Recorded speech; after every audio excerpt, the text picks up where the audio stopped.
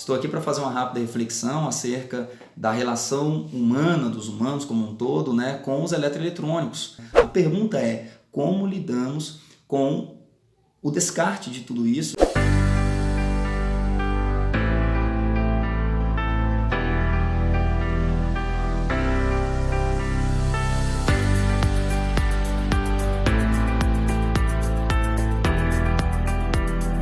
As políticas para as empresas que são produtoras e que são consumidoras também de tecnologia estão sendo produzidas aos poucos, fomentadas aos poucos. Precisa regular, exigir mais? Talvez, sim, podemos dizer. Agora, e a população como um todo? Nem todas as cidades têm, por exemplo, uma coleta seletiva.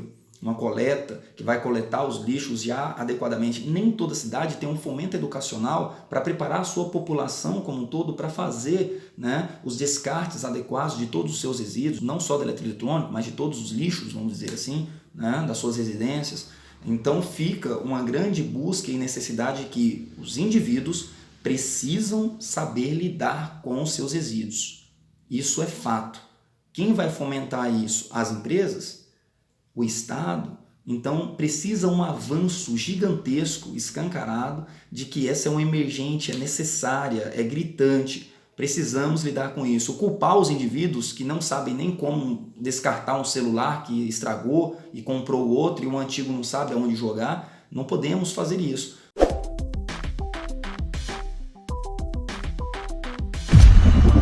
Tem que começar a produzir produtos que não danifiquem a própria natureza. Então não é só maneiras de fazer reciclagem, é maneiras de se produzir novos produtos que causam menos transtornos, menos dano para a própria natureza e também pela nossa saúde. Tá? Fica essa pequena reflexão, espero que tanto você quanto a mim possamos cada vez mais nos habituarmos a essa vida sustentável, a essa maneira de lidar com todos os nossos produtos e os nossos resíduos.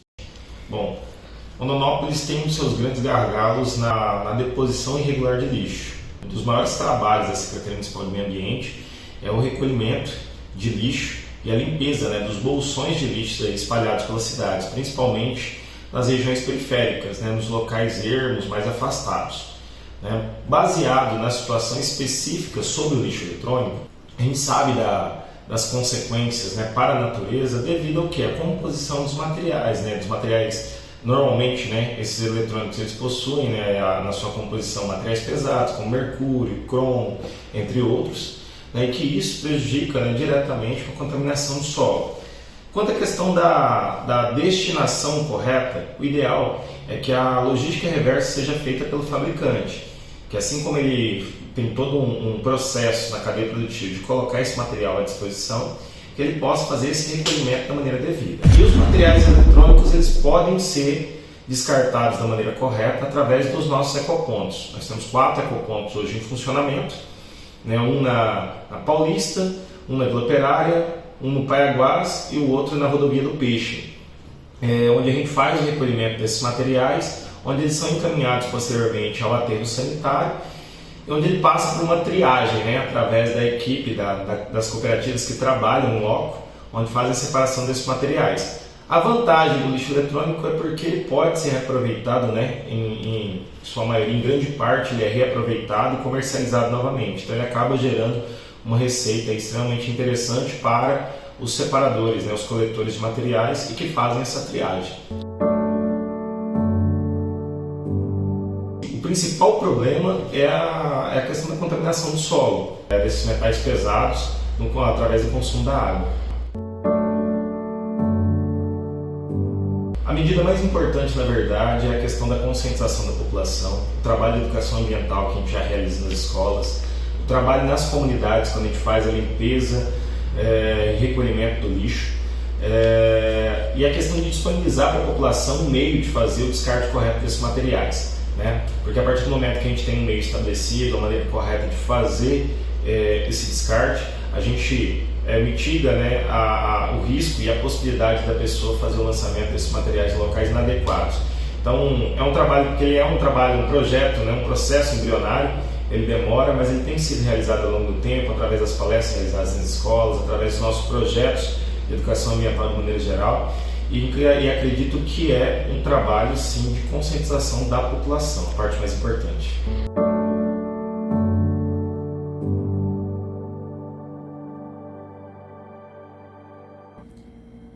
A história do lixo eletrônico, ou como também conhecido lixo tecnológico, coincide com os avanços da humanidade no desenvolvimento de tecnologias da informação.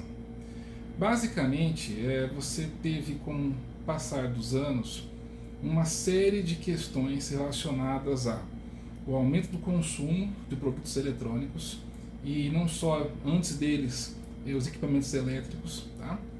E não se pensava na época qual seria o descarte adequado para isso. No Brasil, este movimento em prol de saber o que seria melhor, como tratar de forma mais adequada os resíduos eletrônicos, ele é basicamente recente. Por quê? Sempre foi associado a questão dos resíduos eletrônicos a países que tivessem um grande desenvolvimento econômico. Tá? Porque o lixo eletrônico, ele há uns 30 anos atrás, era considerado um lixo luxuoso, vamos dizer assim, né? Poucos países teriam condições aí de descartar no seu lixo materiais eletrônicos. Antigamente citava-se, por exemplo, o lixo luxuoso do Japão, né? Em que você tinha lá televisores, você tinha máquinas fotográficas, geladeiras, que para o consumidor dos trópicos, né, dos países em desenvolvimento, seria classificado como um luxo. Então, o conceito de lixo eletrônico ele chegou no Brasil há poucos anos, vamos colocar aí.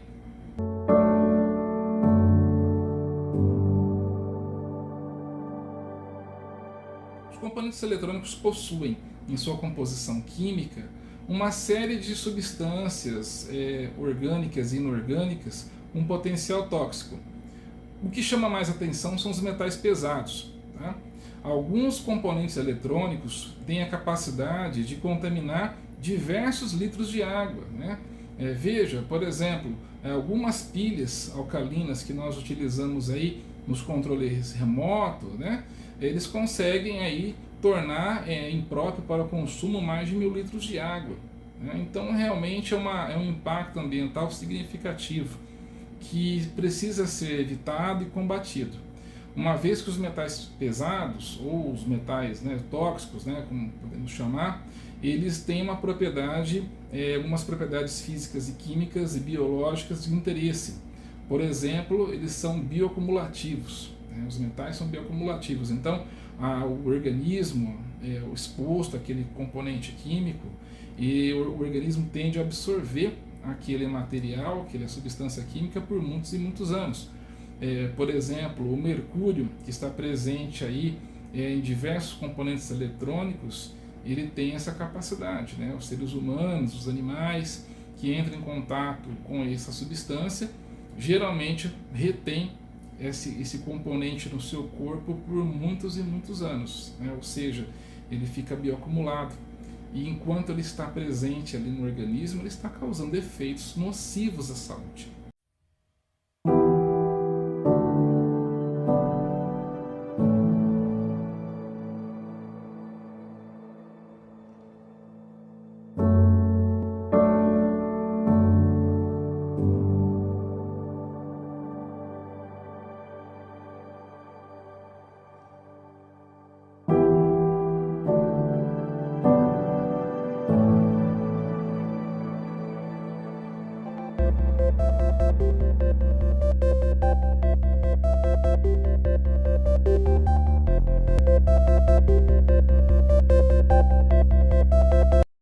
Pilha, bateria e aparelhos eletrônicos possuem produtos químicos e metais pesados que poluem o solo, os lençóis freáticos e contaminam as verduras e legumes que a gente come.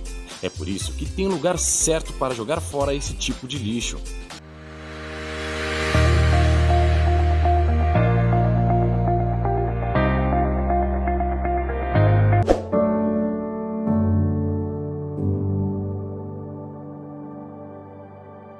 Baterias, geralmente a gente guarda, no final do ano a gente consegue vender ela, né? Então assim, ela é vendida por quilo e vai ser reutilizada, né? Então, fazer uma limpeza nela e carregar e colocá-la para venda de novo.